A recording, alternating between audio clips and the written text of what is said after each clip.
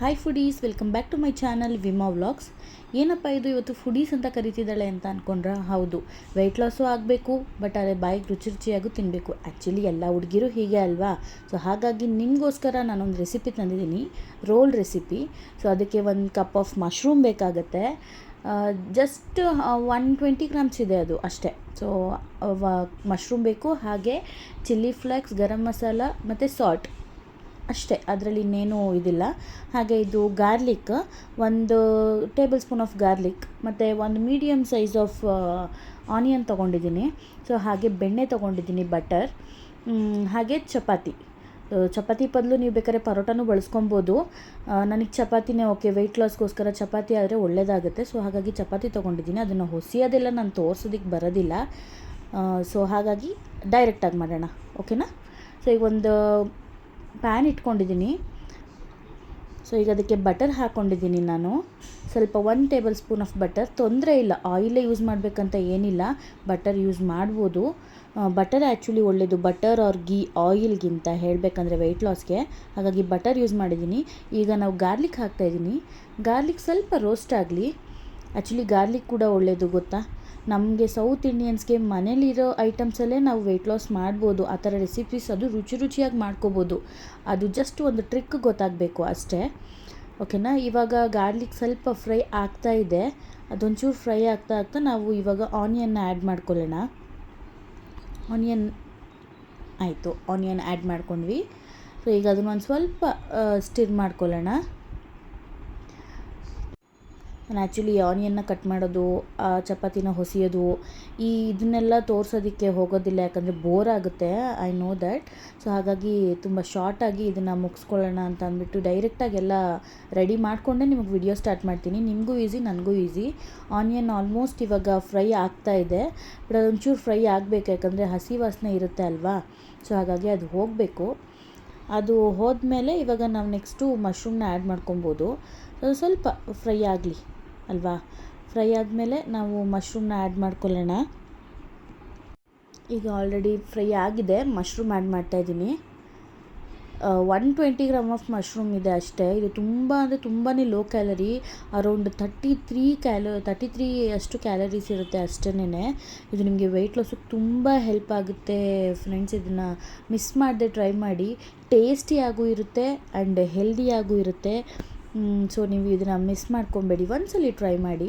ಇಷ್ಟ ಆದರೆ ಮತ್ತೆ ಟ್ರೈ ಮಾಡಿ, ಇಲ್ಲಾಂದರೆ ಸ್ಕಿಪ್ ಮಾಡಿ ಅಷ್ಟೇ. ಏನಂತಂದರೆ ನಾವು ಡೈಲಿ ಲೈಫಲ್ಲಿ ಚೆನ್ನಾಗಿ ರುಚಿಯಾಗಿ ತಿಂದು ರೂಢಿ ಆಗಿರೋರಿಗೆ ತುಂಬ ಕಟ್ಟುನಿಟ್ಟಾಗಿ ತಿನ್ನಬೇಕು, ಬರೀ ಓಟ್ಸೇ ತೊಗೊಳ್ಬೇಕು, ತರಕಾರಿಗಳೇ ತಿನ್ನಬೇಕು ಅನ್ನೋವಂಥದ್ದಾದರೆ ತುಂಬ ಕಷ್ಟ ಆಗುತ್ತೆ. ಸೊ ಹಾಗಾಗಿ ಈ ಥರ ರೆಸಿಪೀಸ್ನ ಟ್ರೈ ಮಾಡಿ, ಇಂಟ್ರೆಸ್ಟಿಂಗ್ ಆಗಿರುತ್ತೆ. ನಿಮಗೂ ಬೋರ್ ಆಗೋದಿಲ್ಲ ವೆಯ್ಟ್ ಲಾಸ್. ನಿಮ್ಮ ವೆಯ್ಟ್ ಲಾಸ್ ಮಾಡೋದೇ ಗೊತ್ತಾಗೋದಿಲ್ಲ, ಅಷ್ಟು ಸುಲಭವಾಗಿ ವೆಯ್ಟ್ ಲಾಸ್ ಆಗುತ್ತೆ.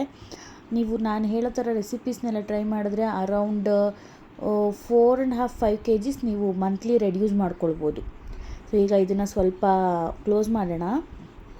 ಈಗ ನೋಡೋಣ ಹೇಗಾಗಿದೆ. ಹಾಂ ನೋಡಿ, ಈ ಥರ ಆಯಿಲಲ್ಲ ಅದು, ಸಾರಿ, ವಾಟರ್ ಕಂಟೆಂಟ್ ಅದು. ಯೂಶ್ವಲಿ ಎಣ್ಣೆ ಬಿಟ್ಕೊಂಡಿದೆ ಅಂತಾರಲ್ವಾ, ಎಣ್ಣೆ ಅಲ್ಲ ಅದು, ನೀರದು. ಅಂದರೆ ಚೆನ್ನಾಗಿ ಅದೊಂದು ಮಶ್ರೂಮು ಸಾಫ್ಟ್ನೆಸ್ ಆಗಿದೆ ಅಂತ ಅಂದ್ಬಿಟ್ಟು, ಬೆಂದಿದೆ ಅಂತ ಅಂದ್ಬಿಟ್ಟು ತುಂಬ ಮಾಡೋದು ಬೇಡ. ಅದು ಆರಾಮ್ಸೆ ಎಷ್ಟಿದೆ ಅಷ್ಟೇ ಇರಲಿ, ತುಂಬ ಬೇಯಿಸೋದು ಬೇಡ ಅದನ್ನು.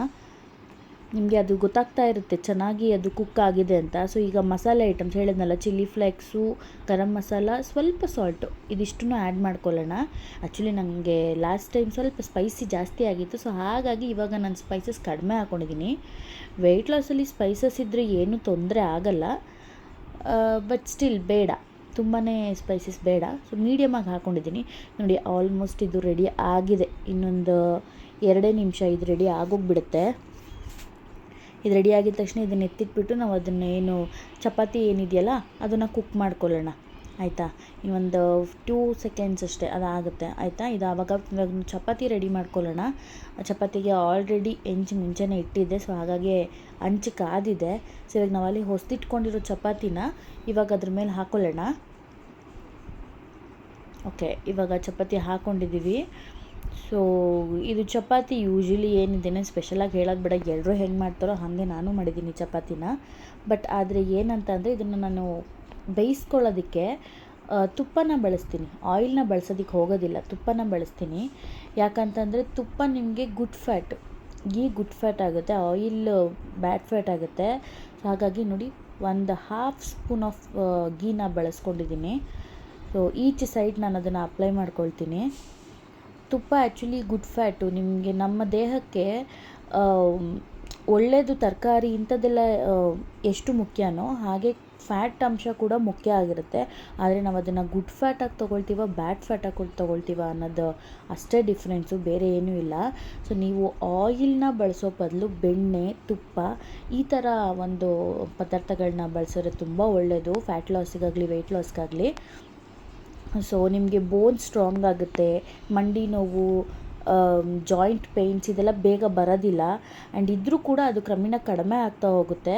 ಹಾಗಾಗಿ ನೀವು ತುಪ್ಪ ಅಥವಾ ಬೆಣ್ಣೆನ ಬಳಸಿ, ಆಯಿಲ್ನ ಬದಲು ಅಷ್ಟೇ. ಮತ್ತು ನೋಡಿ, ಇವಾಗಿದ್ದು ಆಲ್ಮೋಸ್ಟ್ ರೆಡಿ ಆಗಿದೆ, ರೆಡಿ ಆಗ್ತಾಯಿದೆ. ಇವಾಗ ಇದನ್ನು ಎತ್ಕೊಂಡು ನಾವು ಇವಾಗ ಸರ್ವಿಂಗ್ ಪ್ಲೇಟ್ಗೆ ಸರ್ವ್ ಮಾಡ್ಕೊಳ್ಳೋಣ. ಇವಾಗ ನಿಮಗೆ ನಾನು ಹೇಗೆ ರೋಲ್ ಮಾಡೋದು ಅಂತ ಹೇಳ್ಕೊಡ್ತೀನಿ. ನಾವು ಆವಾಗಲೇ ಮಾಡ್ಕೊಂಡಿದ್ವಲ್ಲ ಮಶ್ರೂಮ್ ಕರಿ, ಇದು ಮಶ್ರೂಮ್ದು. ಸೊ ಇವಾಗ ಅದ್ರ ಮೇಲೆ ಅದನ್ನು ಡ್ರೆಸ್ಸಿಂಗ್ ಮಾಡ್ಕೊಳ್ಳೋಣ. ತುಂಬ ಈಸಿ ಅಲ್ವಾ? ತುಂಬ ಅಂದರೆ ತುಂಬಾ ಈಸಿ.